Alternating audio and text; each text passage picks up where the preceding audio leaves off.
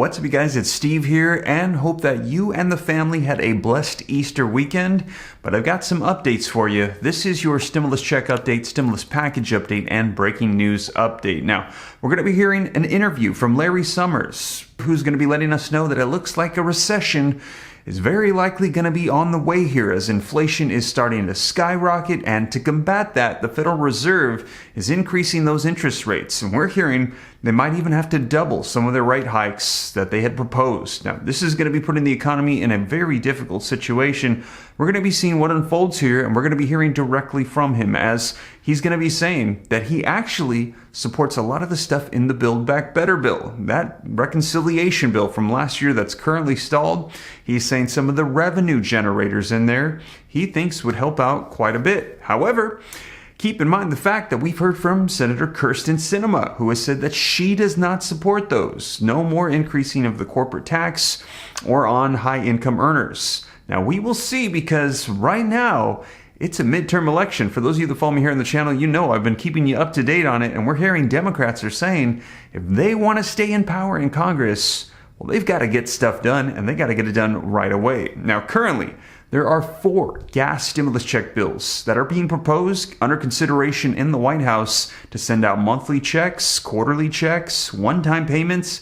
We've also heard that there are calls for bringing back the child tax credits, getting rid of student loan debt. We've even heard that the Build Back Better, as I mentioned, is being taken into consideration once again, and $10 billion for therapeutics and vaccines to help combat this new wave of the pandemic is all being proposed, but none of it has actually passed yet. So we're going to be seeing how Congress is going to be responding to all of this. There's a lot of different factors right now that's putting stress on our economy, and we'll see what they come up with, and I'll keep you up to date. But right now, let's hear from the Federal Reserve how we're getting pretty close to a recession, and that Congress has got to do something to help us out here soon. And we're also hearing that if they do not, that Republicans, they're waiting. They believe a red wave is going to be coming in the elections, and we're going to have a Republican Congress with a Senate and a House led by Republicans, with a Democratic President Joe Biden, which does not spell a good recipe for him in the 2024 elections. So we will see you guys. I will keep you up to date, but let's go ahead and dive right in, get you caught up in the latest on this video footage.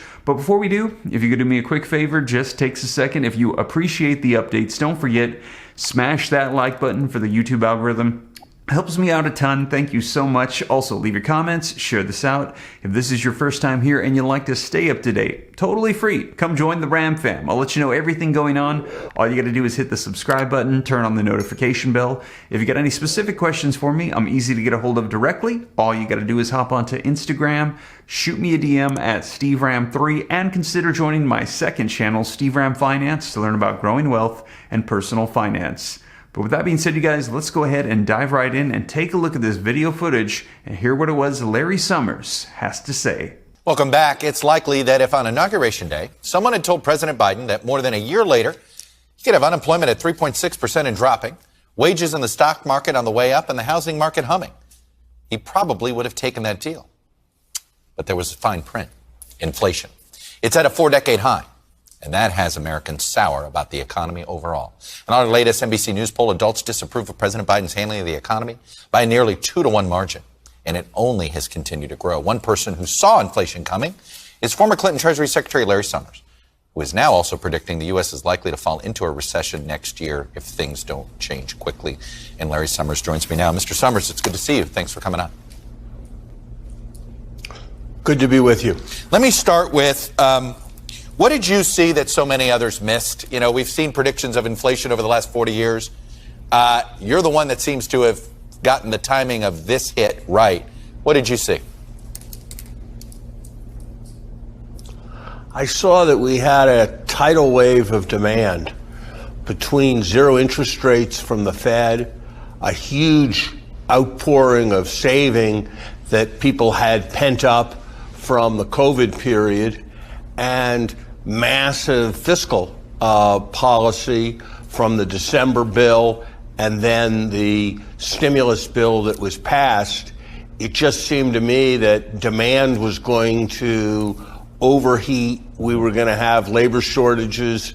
The bathtub was going to overflow, so to speak, and the inflation rate was going to pick up. And I think that did happen. And then things that I certainly didn't see, and I don't think others could have seen, the Ukraine war and all of the interferences in supply associated with that have created a bit of a perfect storm. I'm curious, is it possible that with COVID and all the disruptions that caused, did we have basically two choices? A recession in the moment or throw money at the problem and risk inflation? Were we sort of stuck between two bad choices here? I think we had very, very difficult choices, and I think people with good faith made choices. And I think while I disagreed with them at the time, I think the choices reflected the consensus of many outside economists. I think we were too slow to pick up on how rapidly the economy was recovering, and therefore we injected more demand into the economy, both in terms of deficits and in terms of monetary policy, than looks today to have been the right amount. Some of it was we were buying an insurance policy that we turn out not to have needed, just like I bought life insurance last year, and in a sense I wasted my premiums, but in a sense it was necessary to spend that money. But I was concerned last year that we were injecting too much demand into the economy, given all the configurations. And I don't think it was a sound strategy to create as big labor shortages as the labor shortages that we did create. So, a recession, is it inevitable or is there a way to avoid it? Nothing is inevitable or certain in economics, Chuck. The painful fact, though, is that historically, when we've had inflation above 4 and we've had unemployment below 4, essentially always since World War II, that's been followed by a recession within the next 2 years. Perhaps we will be fortunate and there'll be sufficiently rapid adjustments in commodity prices and other bottlenecks that will make that not happen. Perhaps the Fed will be extraordinarily skillful. But I think the Fed, and lucky, but I think the Fed has a very, very difficult job. I think we can make a contribution by doing things like the Strategic Petroleum Reserve release that holds down where oil prices would otherwise go. I think it's a time when we need to be looking at tariff reduction, because potentially that could take a percentage point off of the CPI. I think we need to look wherever we can at buying things more inexpensively when the federal government is purchasing. We need to look at immigration flows so as to address this labor shortage. But it's not going to be easy starting from where we are. You believe most of the work probably has to be done by the Fed. But if for some magical reason the administration could get something passed with this Congress and of the agenda, and you've been a supporter of most of the Build Back Better agenda, what should be focused on that actually could reduce inflation and avoid a recession? I think probably the most important thing, ironically, is some of the revenue increases that the president has talked about. Be very substantial benefits to closing a whole range of tax loopholes. What kind of tax? Because you don't like the billionaire tax. You don't like the billionaire tax. What kind of tax would you like? You're right. I don't like the billionaire tax.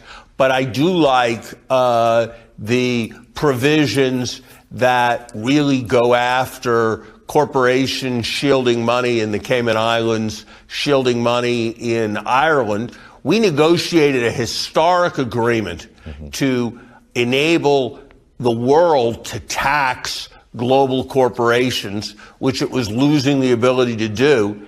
And that agreement could fail if we don't do our part to implement the U.S. measures that are part of it. And we'd sacrifice a lot of revenue and pump up a lot of demand. So I think that is a very important set of steps.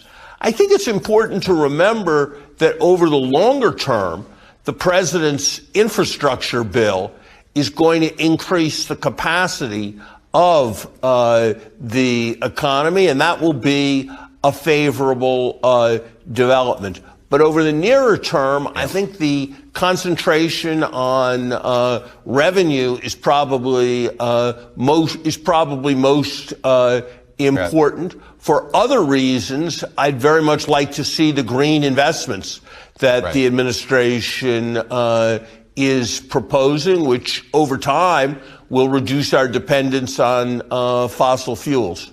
Larry Summers, there's a lot more I would love to be asking you, but I'm limited by the amount of time I have today. I really appreciate you coming on, sharing your perspective. In short, the Fed and interest rates and possibly some taxes might be the best way to get the soft landing. Mr. Summers, always a pleasure. Thank you.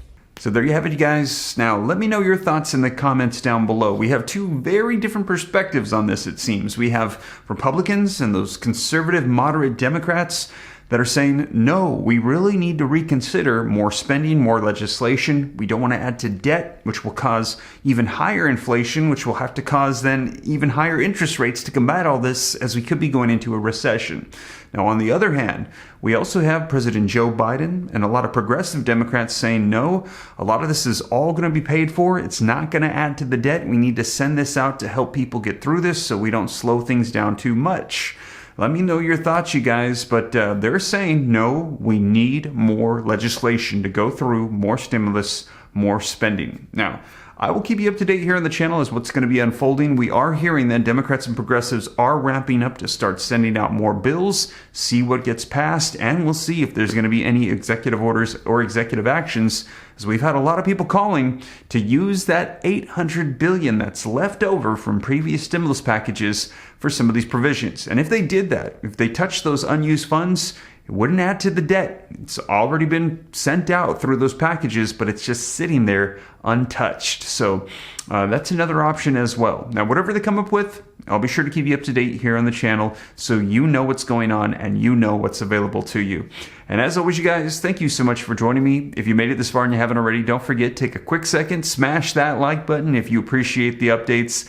Just takes a second, helps me out a ton. Thank you so much. Also, leave your comments, share this out. If this is your first time here and you'd like to stay up to date, come join the Bram fam. It's free. Why not? Go ahead and hit the subscribe button, turn on that notification bell. If you got any specific questions for me, shoot them to me in the DM on Instagram at SteveRam3, and consider joining the second channel, Steve Ram Finance, to learn about growing wealth and personal finance. But with that being said, you guys, thank you so much for joining me, and I will catch you in the next one. Take care. God bless. This is Steve.